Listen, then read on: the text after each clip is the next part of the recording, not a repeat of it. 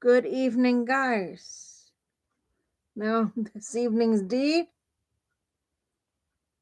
the title is the long-term care conversation families have too late and the policy failures that make it inevitable.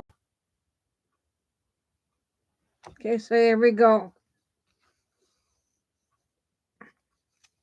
The long-term care conversations families have too late and the policy failures that make it inevitable.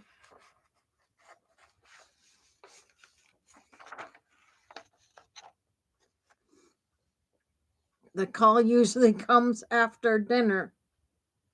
A daughter's voice, tight with worry. A son who sounds older than he did last month. A spouse who has been holding their breath for years. It always begins the same way. Something happened. A fall, a hospitalization, a wandering episode, a caregiver who finally quit or quietly breaks. By the time families reach me, the crisis has already made the decision for them. The older adults who once had strong opinions about everything, how they liked their coffee, which church pew they preferred, the exact way they folded their towels, now has almost no say in the most consequential choice of their later life. How and where they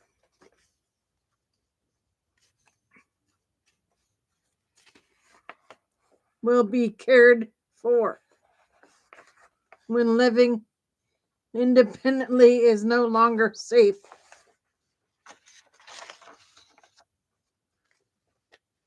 We often frame this as a personal tragedy or a family failure. It isn't. It isn't. It is the predictable outcome of long-term care, of a long-term care system designed around crisis, not planning.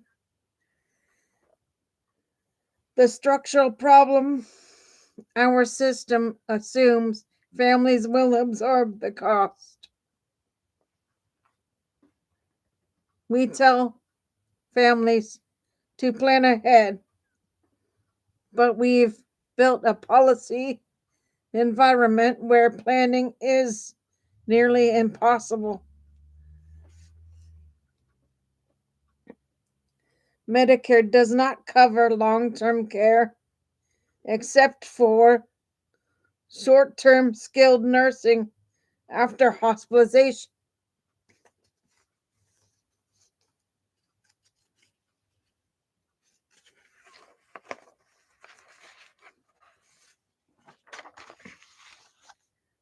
Medicaid covers long-term care only after near total asset depletion, forcing families into spend down strategies that feel punitive. Home and community-based services, HCBS, have waiting lists that stretch months or years, especially in rural states. The direct care workforce is shrinking, with turnover rates above 60% in many regions. Assisted living is unregulated at the federal level, leaving families to navigate a patchwork of state rules and opaque pricing.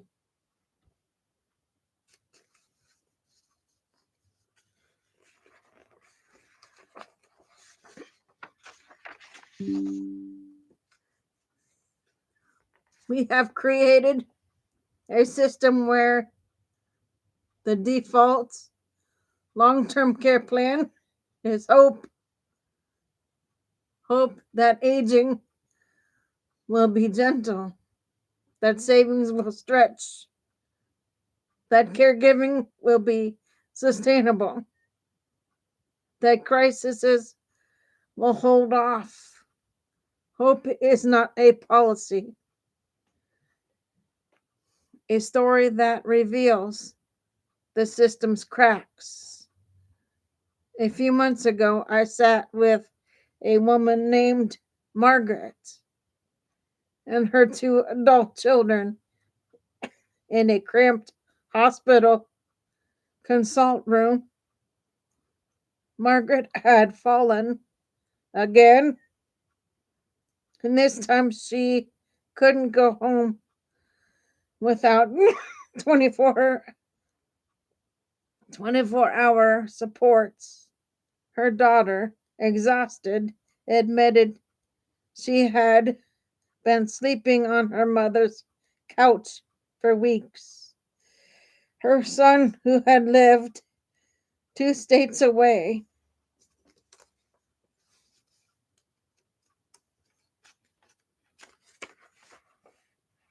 kept asking about options.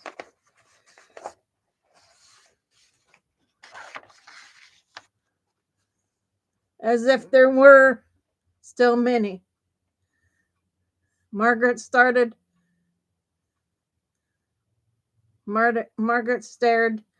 at her hands. Didn't want to be a burden, she whispered. But the burden wasn't the care she needed.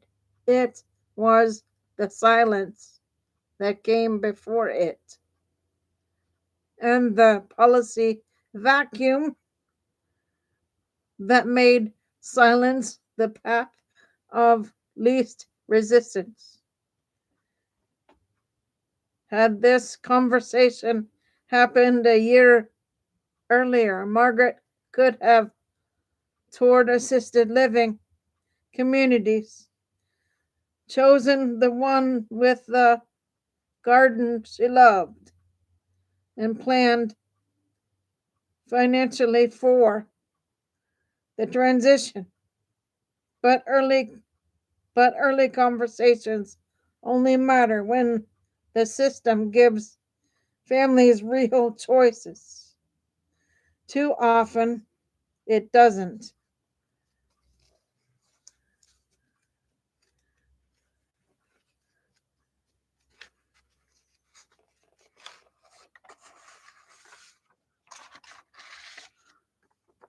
Why families avoid the conversation? Because the system makes honesty feel dangerous. Families avoid long-term care planning for emotional reasons, yes, but also relational ones, rational ones. Talking about care needs means confronting costs that can exceed 100,000 a year. Discussing Medicaid means confronting asset limits that feel like penalties for a lifetime of work. Exploring home care means confronting workforce shortages that make aging in place aspirational rather than realistic.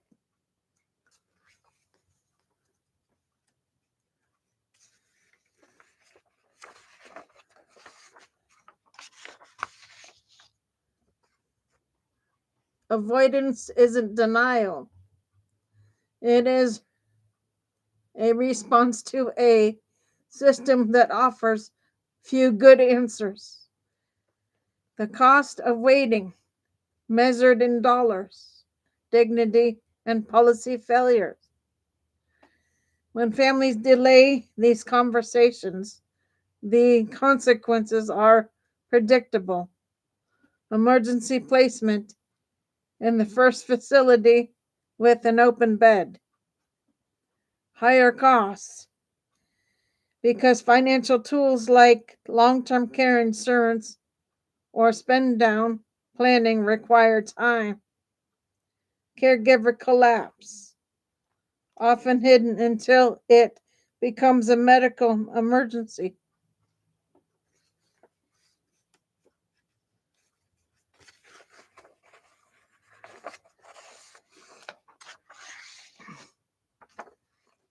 Loss of autonomy for the older adult who is reaching instead of choosing, reacting instead of choosing.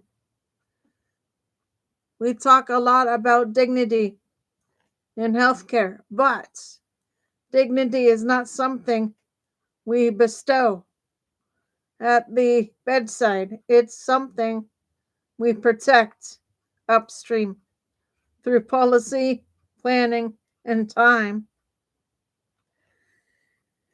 What policy must do to make early conversations meaningful? Right now, we tell families to plan early, but we give them a system that only functions in crisis.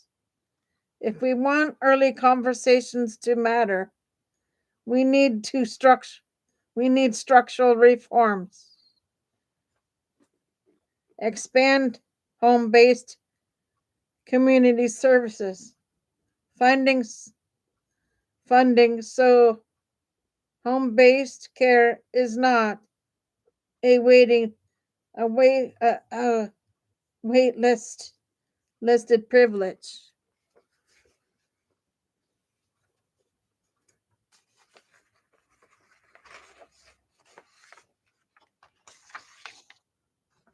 Create a federal long-term care benefit that sits between Medicare and Medicaid, similar to models in Japan and Germany. Standardize assisted living regulation to ensure transparency and pricing, staffing, and quality. Invest in the direct care workforce through wage floors, training pipelines, and immigration pathways. Support family caregivers with paid leave, tax credits, and respite benefits. Modernize Medicaid eligibility so middle class families aren't forced into financial ruin before receiving help.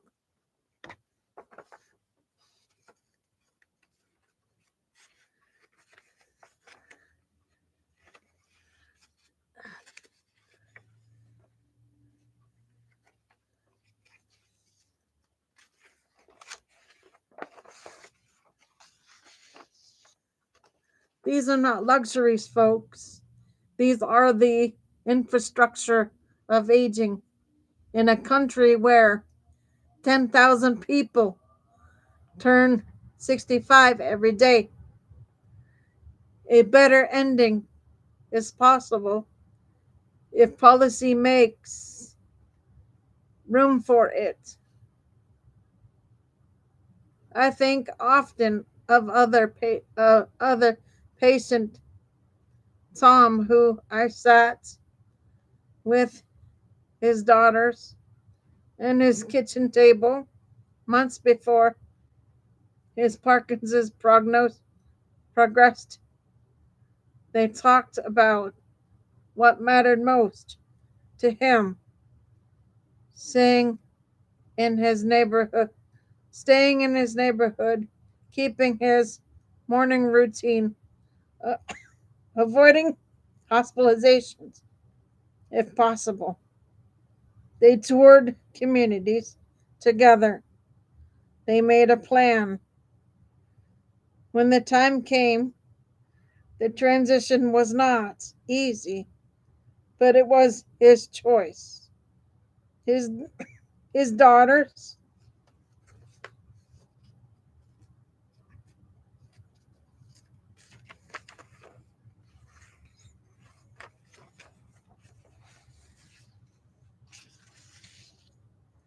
grieved the change, but not the process. They had given him the dignity of authorship. What is that is what early conversations make possible, but only if policy gives families real options to choose from. We owe families more than crisis care. Aging is not a failure. Needing help is not a burden. But silence is costly. If we want more humane, if we want more humane long-term care system, we must stop treating planning as a private family matter and start treating it as a public policy priority. Families can talk early, but only policy can ensure those conversations lead somewhere other than the emergency room.